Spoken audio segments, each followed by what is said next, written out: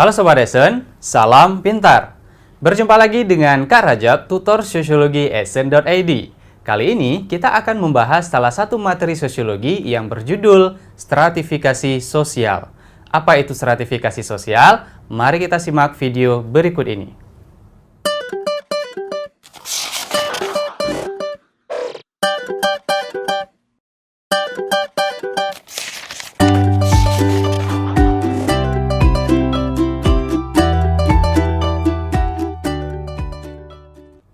Sobat Esen, kita di dalam masyarakat sering melihat yang namanya atau sering mendengar adanya kelas sosial atas, kelas sosial menengah, maupun kelas sosial bawah. Nah, di dalam sosiologi itu dikenal dengan istilah stratifikasi sosial. Apa yang dikatakan dengan stratifikasi sosial? Stratifikasi sosial adalah pembedaan masyarakat ke dalam lapisan-lapisan secara bertingkat, ya. Oke, kita tulis dulu. Pengertian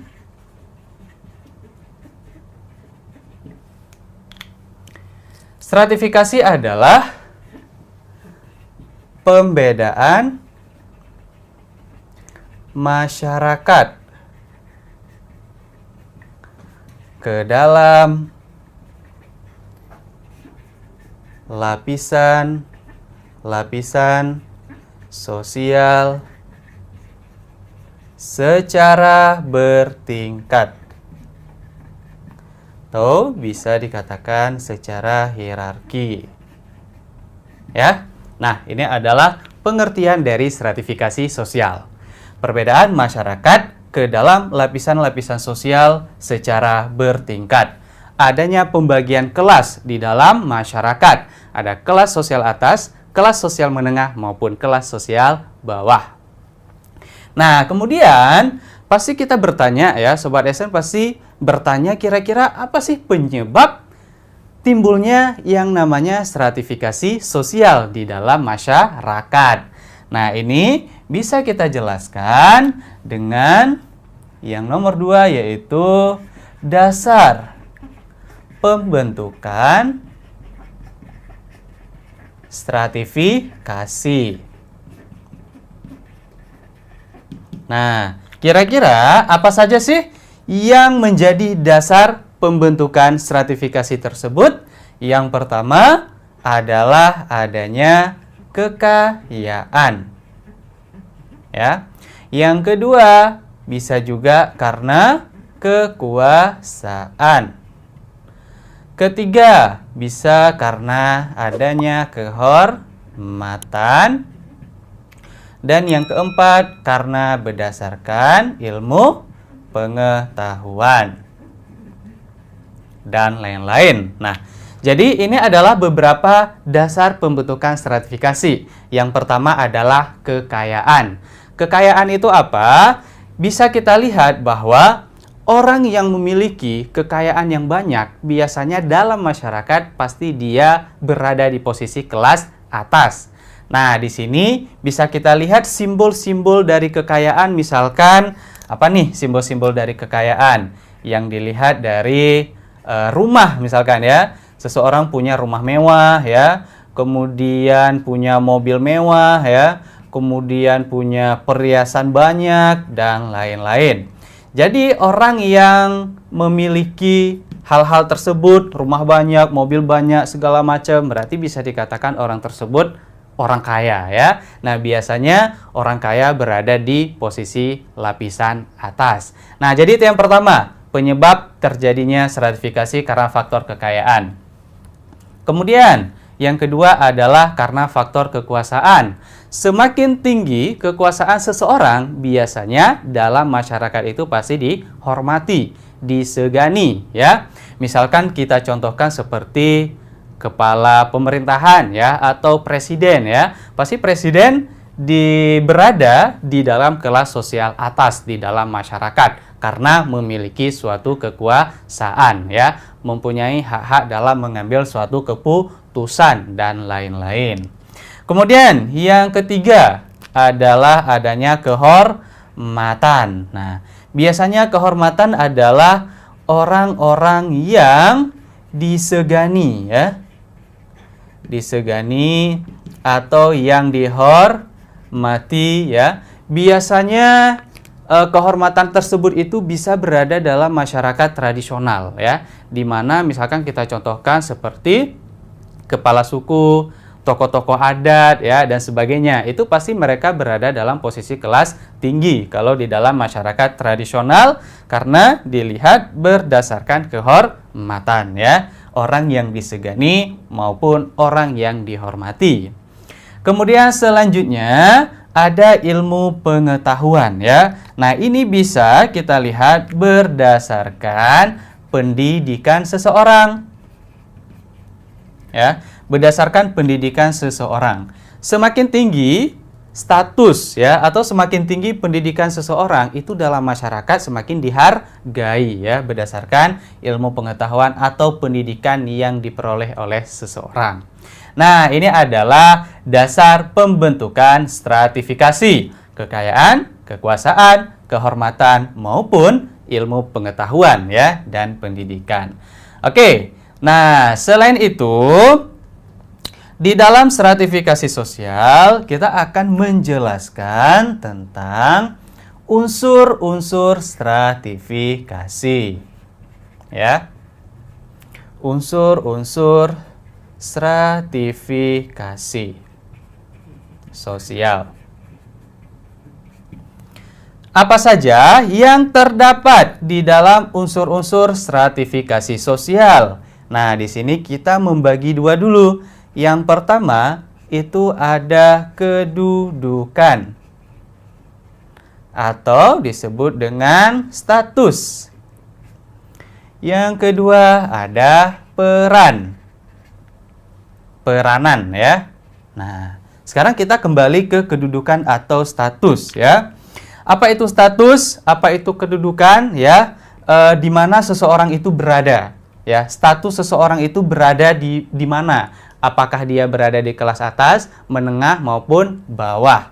Namun, apa sih cara-cara agar seseorang bisa mendapatkan suatu status?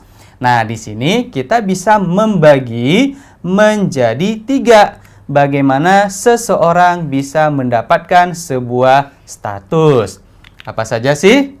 Yang pertama, ada status yang didapatkan melalui keturunan atau biasa disebut dengan ascribed status ya. Ascribed status. Yang kedua ada achieved status.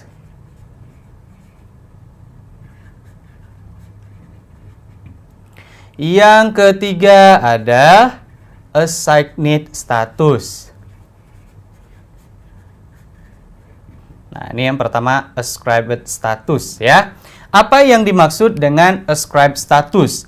Yaitu suatu status atau kedudukan yang diperoleh melalui kelahiran atau keturunan. Contohnya apa? Sebuah status yang didapatkan melalui kelahiran atau keturunan, di mana status tersebut dia memperolehnya itu tanpa usaha, ya, tanpa melakukan sesuatu hal. Nah, dia langsung mendapat karena dari orang tuanya. Misalkan di dalam masyarakat yang menganut sistem kasta, ya, seseorang ketika berada atau lahir di dalam kelas sosial tinggi atau kasta tinggi, otomatis dia sampai tua pun berada dalam golongan tinggi. Tapi kalau misalkan seorang lahir dari kasta rendah, nah sampai tua dia akan berada di dalam kelas sosial rendah. Nah, atau contoh lain, misalkan seorang anak yang lahir dari golongan raja, ya, misalkan anak raja. Nah, pertama dia lahir saja dia sudah mendapatkan gelar bangsawan misalkan ya, atau gelar pangeran. Nah, gelar tersebut dia dapatkan tanpa berusaha, gitu ya. Dia langsung mendapat dari faktor keturunan tadi, kelahiran tadi. Itu disebut dengan ascribed status. Kemudian yang kedua yaitu achieved status. Apa itu achieved status? Kalau ascribed tadi tanpa usaha, berdasarkan kelahiran ataupun keturunan, sedangkan achieve dia itu melalui usaha. Ya, usaha atau kerja keras. Nah, usaha atau kerja keras. Misalkan kita contohkan untuk menjadi seorang yang sukses ya, misalkan untuk jadi dokter ya, untuk menjadi ahli hukum dan sebagainya. Apakah kita mendapatkan percuma saja atau mendapatkan hanya cuma-cuma ya? Atau kita temukan enggak? Tapi suatu gelar, misalkan gelar dokter ya, gelar hukum dan sebagainya, pasti kita melalui proses yang sangat panjang. Kita sekolah dulu nih dari SD, SMP, SMA, kemudian kuliah, praktek, dan sebagainya, baru kita mendapatkan apa yang kita inginkan. Misalkan kita ingin mendapatkan gelar SH ya, sarjana hukum. Nah, itu pasti kita sudah melalui berbagai macam rintangan ya, perjuangan untuk bisa mendapatkan satu gelar itu. Nah, itu disebut dengan achieve status atau status yang didapatkan berdasarkan usaha atau kerja keras. Oke. Kemudian selanjutnya yang ketiga ada assigned status. Apa itu assigned status? Suatu status yang diperoleh melalui pemberian. Ya, pemberian oleh masyarakat. Nah, kira-kira apa nih ya contoh dari assigned status, yaitu pemberian oleh masyarakat. Misalkan kita contohkan seperti gelar pahlawan. Ya. Pahlawan ketika dulu berjuang ya mengusir penjajah di muka bumi ini ya, mereka tanpa mengharap biar dapat gelar pahlawan, enggak ya, tetapi melakukan dengan sukarela agar kita terbebas dari penjajahan. Nah, kemudian dengan usaha kerja kerasnya, dengan perjuangannya, makanya masyarakat memberikan gelar ya kepada orang yang telah berjuang tadi dengan gelar pahlawan. Nah, itu disebut dengan assigned status atau suatu status yang diperoleh berdasarkan pemberian oleh masyarakat ya. Oke, jadi Sobat Esen harus bisa mengingatnya bahwa di mana dalam kedudukan bisa diperoleh melalui 3 cara: ascribe status, achieve status, maupun assigned status.